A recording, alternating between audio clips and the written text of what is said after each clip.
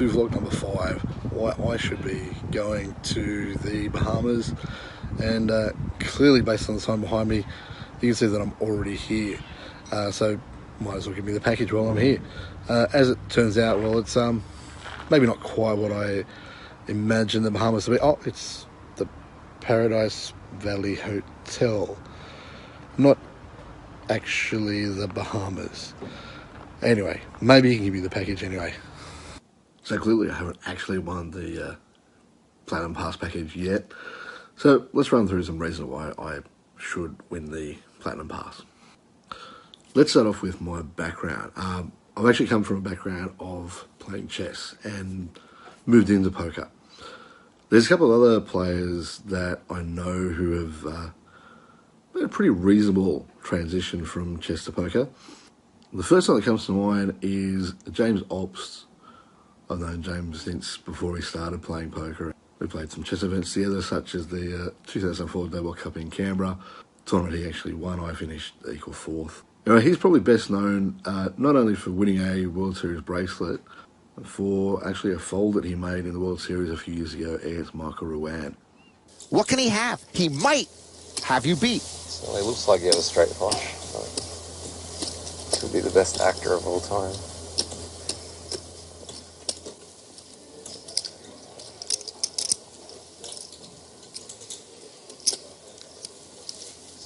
Wow, what a laydown!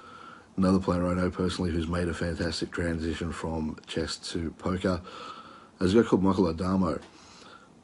This year he won the marathon event at the World Series of Poker, and he's been another player who's made that transition from chess through to online poker and now into live poker and made it quite a success of it as well.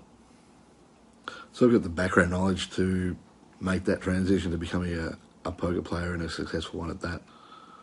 Hopefully winning a Platinum Pass will be that extra little motivation I need to be able to put 100% effort into my poker efforts rather than having it divided amongst other commitments like chess, like my family and the other things that life throws at me.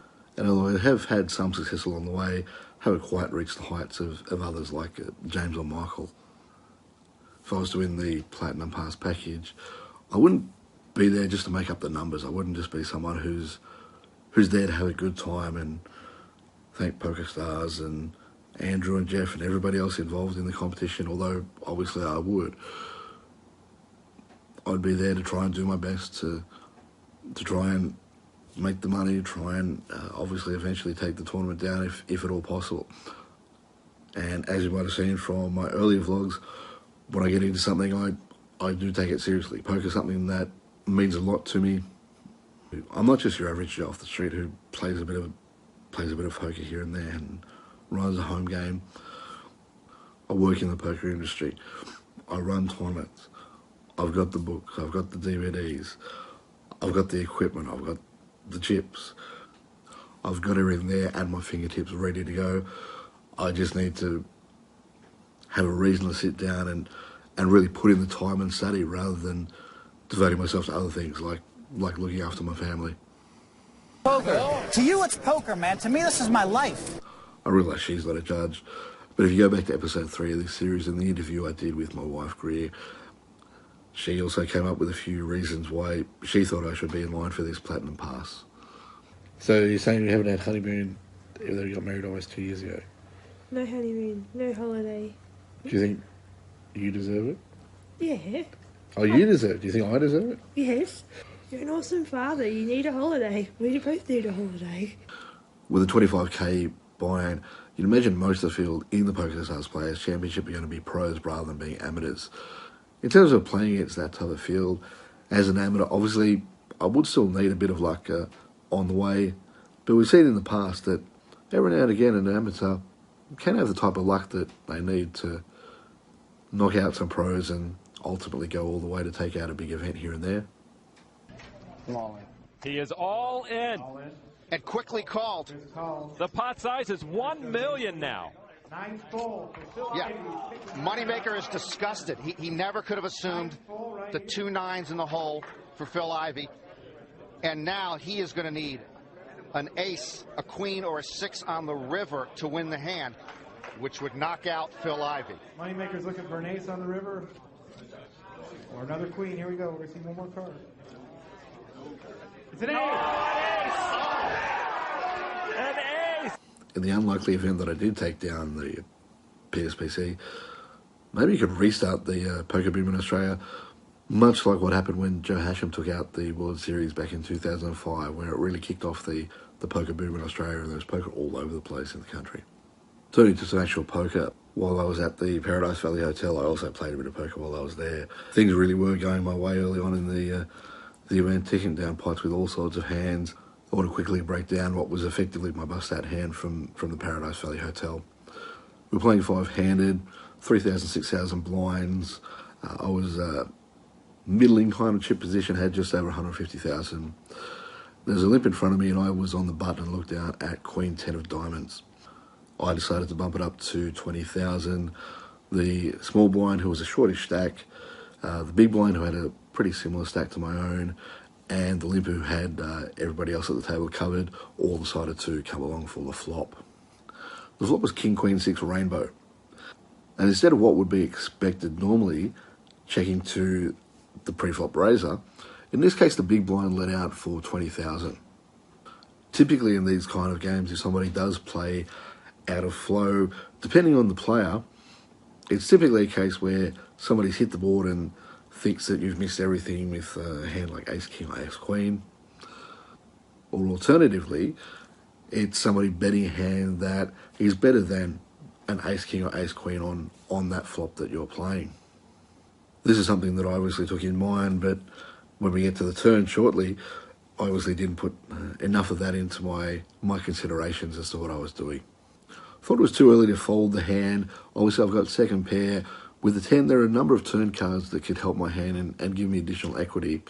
So I thought, even though I figured I was behind at the moment, I could probably call the 20, hope to improve on the turn or river, and maybe try and take the hand away later on, if not actually make a better hand to win the pot. The small blind came along as well for the 20,000, and we're off to the turn, which was a 10. At this point, my opponent decided to go all in for 150,000, which was just short of what I had. I had him covered slightly, but I think only by 7,000 or 8,000. And this was the critical point in not only the hand itself, but obviously my tournament as a whole. Although I did spend a little bit of time at the table pondering the call, I don't think I was really in the right mindset at the time. To paraphrase another famous poker could have been, I was thinking about the PSPC in the fucking Bahamas. Time.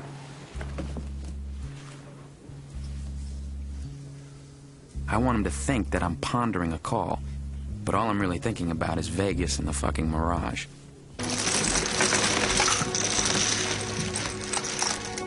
Yes, I did improve to two pair, but given his pre-flop call, and in particular his flop lead into me as the pre-flop aggressor, he clearly has a hand that can beat Ace, King or Aces. There's nothing that I've done to show that I don't have Aces. Clearly he can beat that. Clearly two pair is the kind of hand that would beat Aces on that flop. And the most likely combination of two pair is King Queen. Yes, King 6 and Queen 6 are infinitely possible, given particularly given how this tournament is, but they're far less likely, and I'm still even behind King 6. So thinking that my two pair might have been good in this situation really wasn't the right kind of thinking, and ultimately when he turned over King Queen, I really shouldn't have been surprised. Obviously I do still have things to learn, and I'd try and make the most of any help that Andrew or Jeff or anybody else could give me along the way. Of course, winning the Platinum Pass or even being shortlisted would be something that's really going to cap off a fantastic week, or was going to become a fantastic fortnight. Obviously, for those of you that don't follow NRL in Australia, Sydney Roosters is a team I've supported since I was a young boy. They took out the NRL Premiership in a fantastic performance against the Melbourne Storm. And although my celebrations wouldn't quite mirror what the celebrations of the Roosters had, I'd definitely be excited to win the Platinum Pass and have the opportunity to go to the Bahamas.